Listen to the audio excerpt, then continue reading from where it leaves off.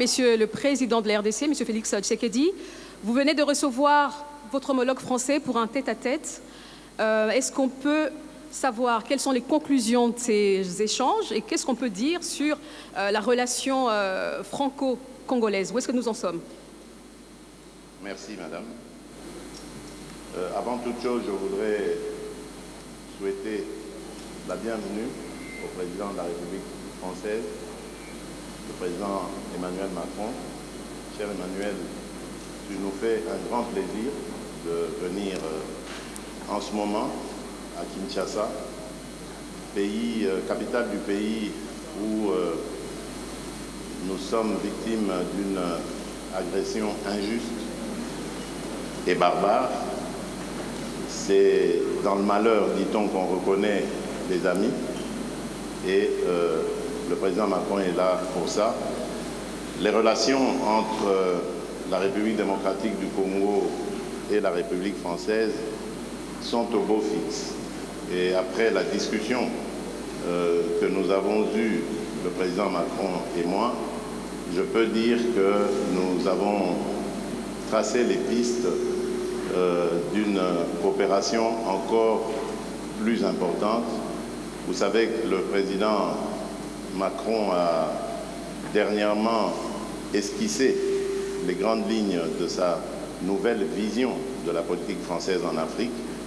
Je l'ai encouragé à ce sujet parce que j'estime que la France-Afrique est dépassée et que si la France veut être aujourd'hui en compétition avec tous les autres partenaires de l'Afrique, elle doit se mettre au diapason, évidemment, de la politique africaine par rapport, évidemment, à ce que les peuples africains veulent et de la manière dont les peuples africains regardent désormais les partenaires de coopération au développement avec qui ils sont en contact. Je me suis réjoui d'apprendre de la part du président français que cette approche est aussi la sienne et que je lui laisserai évidemment le soin de préciser cela et que, moi j'allais dire, cela va dans le sens évidemment des intérêts de l'Afrique. Pour ce qui est de ce que j'ai évoqué en entrée en matière, c'est-à-dire cette agression injuste et barbare, comme vous le savez, il y a eu un mini-sommet à Addis Abeba récemment, au cours duquel nous avons désigné le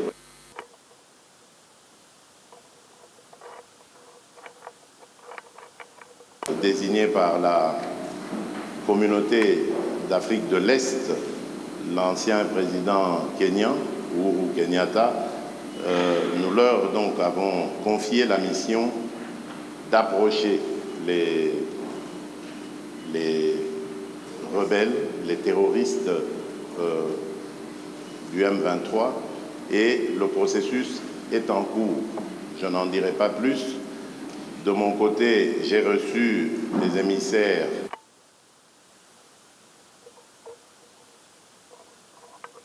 dans Macron, qui lui-même a récemment visité l'Angola et rencontré le président Lourenço, et il peut aussi, s'il le veut, dire ce qu'il en pense.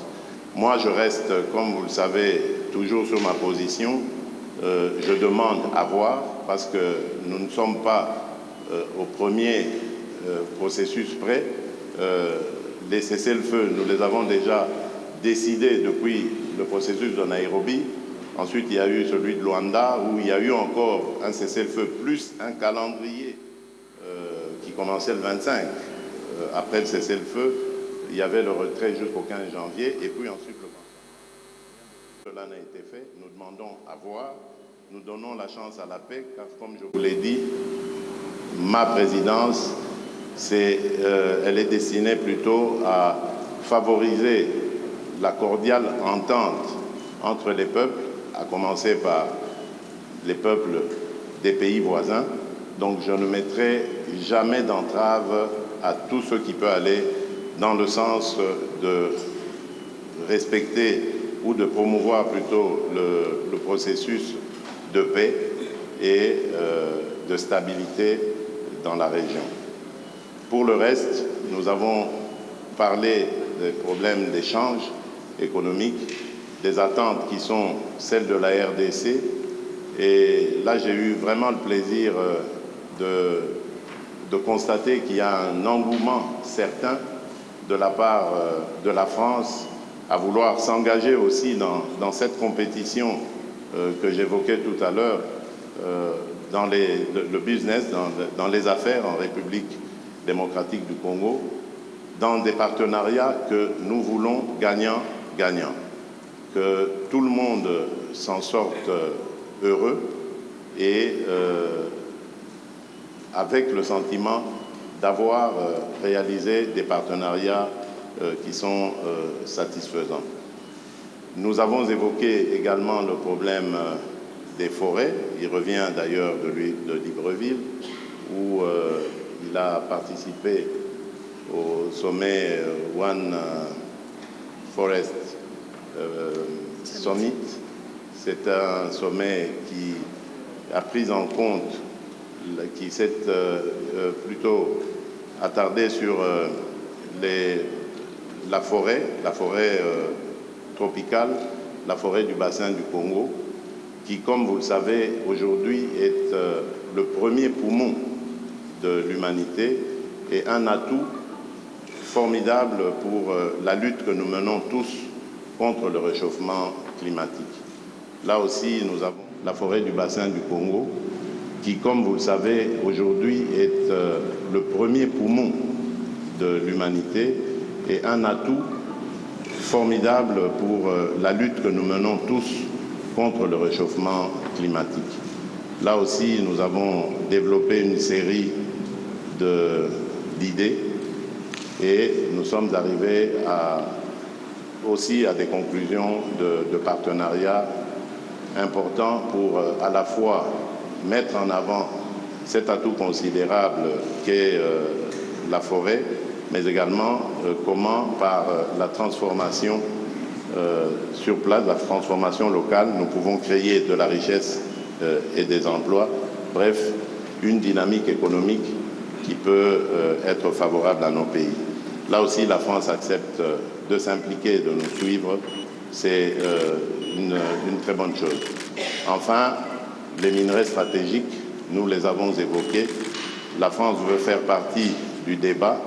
Ce qui m'a le plus intéressé, c'est ce partenariat qui va être conclu, je crois, avec la firme française BRGM, qui va nous apporter son savoir-faire et nous accompagner dans la certification de nos minerais, la cartographie, et plus tard, évidemment, ça nous aidera à pouvoir mieux exploiter ces domaines.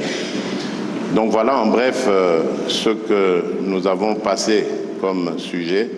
Et je peux dire en conclusion que la France revient en force en République démocratique du Congo.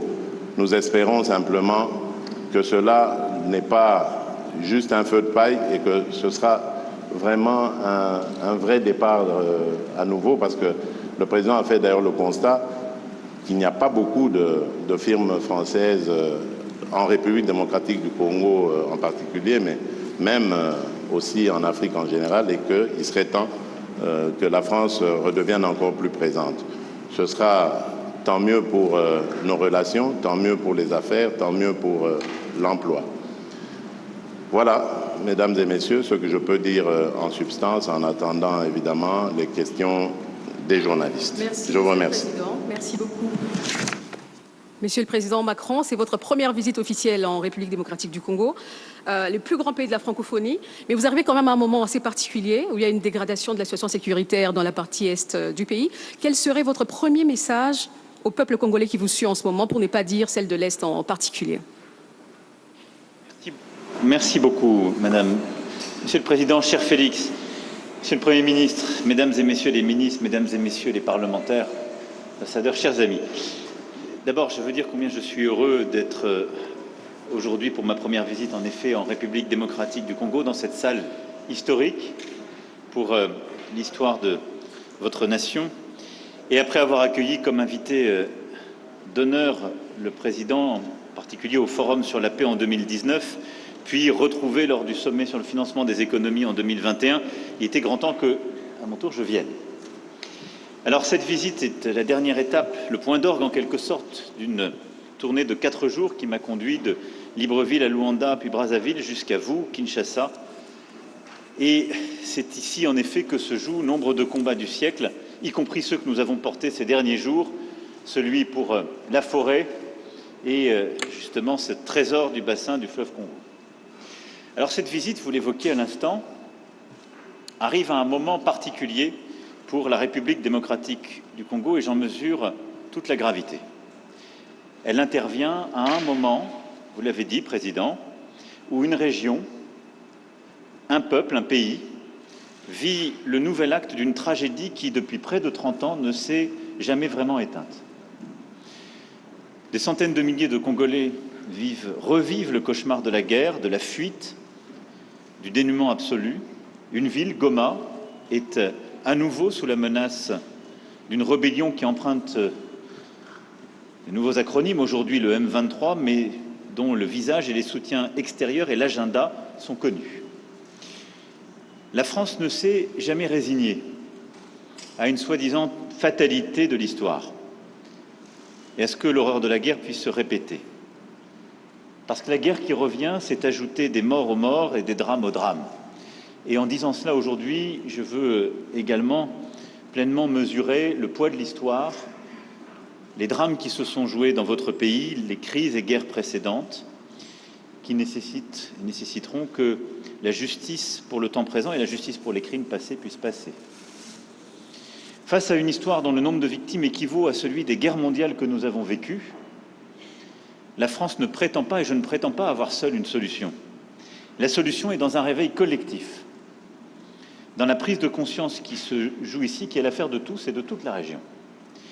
Et aux crimes et aux tragédies qui se déroulent sous nos yeux, nous ne devons pas ajouter l'oubli et l'abandon. Alors je souhaite aujourd'hui que la France reste fidèle à son rôle d'allié indéfectible de la RDC pour défendre son intégrité et sa souveraineté. La République démocratique du Congo ne doit pas être un butin de guerre. Le pillage à ciel ouvert de la République démocratique du Congo doit cesser. Ni pillage, ni balkanisation, ni guerre.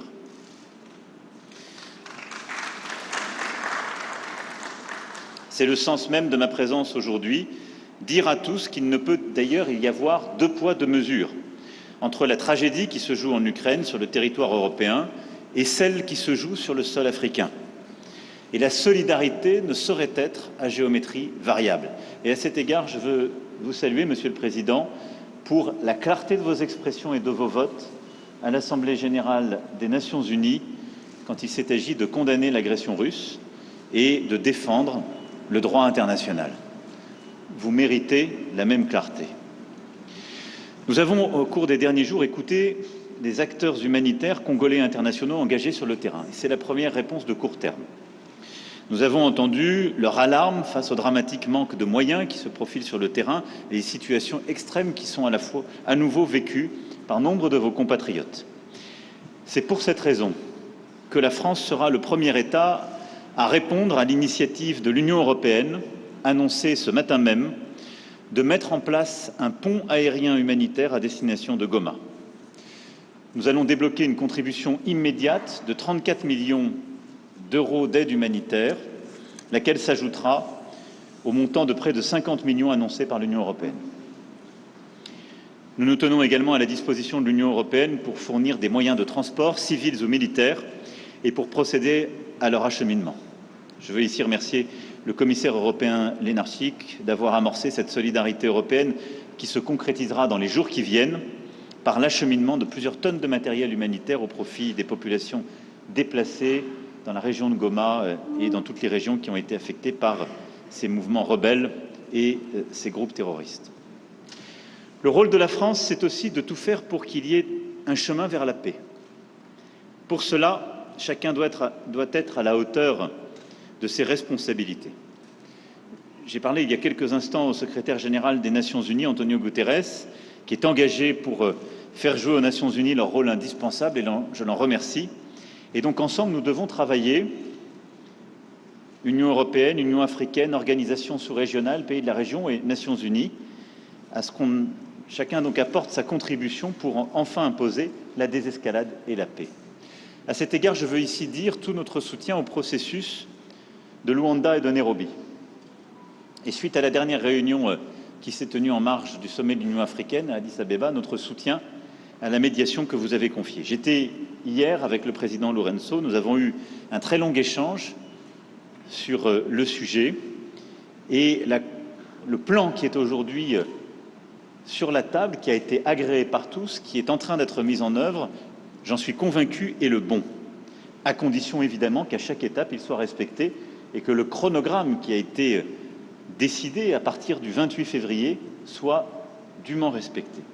Cessez-le-feu sur le terrain, mécanisme de vérification sous supervision angolaise, cantonnement du M23 sur votre sol, processus de désengagement, désarmement et réinsertion, déploiement de forces régionales. Et je veux ici remercier les Kenyans, j'espère que les autres rejoindront, et je veux ici dire que nous serons évidemment mobilisés pour aider au financement et désescalade dans un premier temps, retour à une paix durable ensuite. Tout ça est ce qui nous a longtemps manqué, mais tout ça dépend évidemment des pressions politiques, diplomatiques, économiques, pour que cela soit respecté. À cet égard, la discussion que j'ai eue avec le président, la discussion que nous avons eue avec le président Lourenço, la discussion que j'ai eue ce matin avec le président, cher Félix, et l'échange que j'ai pu avoir avec le président Kagame m'a démontré une chose: tous m'ont apporté un soutien clair au cessez-le-feu pour mardi prochain, qui est prévu dans le chronogramme, sur lequel se sont engagés aussi les représentants du M23 qui sont allés voir le président Lourenço. Nous verrons maintenant si chacun respecte la parole donnée. Mais si je dois retenir un seul motif d'optimisme, c'est que tous mes interlocuteurs adhèrent à ce plan porté par l'Angola, le Kenya, le Burundi, et je salue, cher Félix, le courage qui est le vôtre de donner une chance à ce plan et à la paix, avec une exigence légitime, c'est que tous ceux qui s'y engagent respectent la parole donnée, les rendez-vous, les dates et l'effectivité des choix pris et des promesses tenues. Il nous revient d'être collectivement à vos côtés pour faire la démonstration que ce choix est le bon. Ceux qui s'en éloigneront auront une responsabilité écrasante et s'exposeront à la sanction de l'histoire. Et dans une région où la France a su regarder en face son propre passé, nous savons combien ce poids de la sanction de l'histoire peut être accablant. Je le disais en ouverture de mon propos, cette visite en un moment de gravité est aussi une visite d'amitié, d'espoir, et le président l'a évoqué à l'instant. Et c'est un espoir légitime parce que vous êtes un grand pays et nos deux pays ont en quelque sorte en commun aussi de voir grand. Et pour transposer un mot célèbre du général de Gaulle, le Congo ne peut être le Congo sans la grandeur. Et donc, aucun pays d'Afrique n'est plus doté que le vôtre de richesses de toutes sortes et une capacité à saisir un destin d'exception. C'est pourquoi nous souhaitons bâtir un partenariat nouveau sur plusieurs axes. D'abord, vous aider à la pleine souveraineté sur le plan sécuritaire et militaire. Nous sommes déjà les premiers partenaires en termes de formation militaire de la RDC. Nous souhaitons faire davantage parce que la condition pour qu'il y ait, dans la durée, la fin des pillages, la fin du risque de balkanisation que j'évoquais, c'est qu'il y ait le retour de l'État régalien et des conditions de cet État régalien partout sur le territoire. Nous souhaitons être des partenaires dans la durée de ce travail. Formation, équipement, capacité à être à vos côtés, ça correspond au nouveau partenariat qui est le nôtre. Deuxièmement, c'est sur le terrain économique, vous l'avez dit. Nous allons cet après-midi, dans une conférence économique, illustrer ce que je disais lundi. Nous répondons aux demandes qui sont les vôtres, on ne vient pas plaquer des solutions, on vient avec des entreprises de toute taille, de tous ordres et beaucoup d'entreprises nouvelles. Nous assumons d'être là, y compris pour défendre nos intérêts économiques, et on le fait en amenant avec nous toutes les compétences, et y compris les Européens. Et je me félicite que 2 commissaires européens seront à nos côtés cet après-midi. C'est pas simplement la France, mais la France et l'Europe, sur la base d'un partenariat équilibré et respectueux, et des services urbains si importants pour vous, on l'évoquait ensemble, du numérique jusqu'au domaine minier, où nous souhaitons travailler avec vous pour bâtir un cadre de confiance qui permettra une exploitation au service des Congolais, dans les meilleures conditions scientifiques, permettant justement la coopération et notre expertise. C'est, je crois, la clé de ce partenariat économique qui nous permettra aussi de faire mieux. Parce que l'Afrique est un théâtre de compétition. Il faut que cette compétition se fasse dans un cadre loyal, qui serve les intérêts des populations, qui aide à lutter contre la corruption, mais où nous avons notre place à jouer, ni plus ni moins. Ensuite, après le sécuritaire et l'économique, c'est la science et la recherche. J'aurai cet après-midi l'occasion et l'honneur d'être reçu par le professeur Muyembe, découvreur du virus Ebola, dans ce fleuron de la recherche scientifique congolaise et africaine qui est l'Institut national de recherche biomédicale. Et je veux ici d'ailleurs rappeler combien la France a été engagée dans cette lutte contre le virus Ebola, avec les meilleures équipes de l'INSERM, de plusieurs de nos laboratoires, combien nos chercheurs, nos épidémiologistes sont venus. Yves Lévy avait eu cette mission confiée il y a quelques années, ici même, et je veux saluer cette coopération, mais l'INRB, dans le séquençage des virus les plus dangereux, dans la lutte contre la pandémie de Covid-19, dans la formation d'étudiants venus de toute l'Afrique, prouve tout ce qu'on peut accomplir quand notre coopération se donne les moyens. Et sur ce modèle qui est un fleuron de la coopération franco-congolaise, je souhaite qu'on aille beaucoup plus loin, et la ministre de l'Enseignement supérieur et de la Recherche pourra illustrer cette volonté dans de nombreux domaines d'échanges scientifiques et universitaires. Je souhaite aussi que nous puissions le faire dans les domaines de climat et de biodiversité, autour de la question des forêts, si importante et que vous avez réévoquée. Enfin, voir les choses en grand, c'est le voir aussi pour la culture congolaise, c'est votre puissance. Il faut l'exercer, c'est votre intérêt, c'est le nôtre, d'avoir en Afrique et dans le monde, si je puis dire, l'équivalent d'un Nigeria francophone. Les créateurs et entrepreneurs qui nous accompagnent avec la ministre amènent avec eux, outre un immense intérêt pour leurs homologues congolais, tous les outils et les réseaux pour l'aider à se développer dans nombre de domaines nouveaux. Jeux vidéo, séries télévisées, bandes dessinées, e-sport, univers virtuel. De nombreux domaines où la créativité, le génie congolais a sa place à jouer, sa vocation, et qui sont des moyens d'expression, de partage pour nos jeunesses, des moyens aussi de création, de développement de nos industries culturelles et créatives extrêmement importants. Et dans ce cadre, je veux ici dire combien, à mes yeux, la langue française n'est pas simplement un trait d'union, mais un trésor en partage dont vous êtes devenu le centre de gravité. Plusieurs présidents de la République sont venus avant moi ici pour parler de francophonie. Et lorsque François Mitterrand s'est rendu à Kinshasa en 1984, parler de francophonie, la défendait ici, la France était 2 fois plus peuplée que votre pays. Je viens ici devant vous en vous parlant de francophonie et en assumant totalement que vous êtes le premier pays francophone par votre démographie. C'est une force, une fierté, mais dont il faut tirer toutes les conséquences. C'est une communauté de langues, de valeurs, de solidarité, de progrès, d'exigence. C'est aussi une communauté de création, de dynamisme. Et je suis convaincu que la vocation qui est celle de la République démocratique du Congo est de prendre toute cette place, la première, dans la francophonie de demain. Et je souhaite qu'ensemble, on puisse bâtir les prochains rendez-vous et en particulier des annonces fortes lors du sommet pour la francophonie que nous aurons organisé en France en 2024. Merci beaucoup. Merci.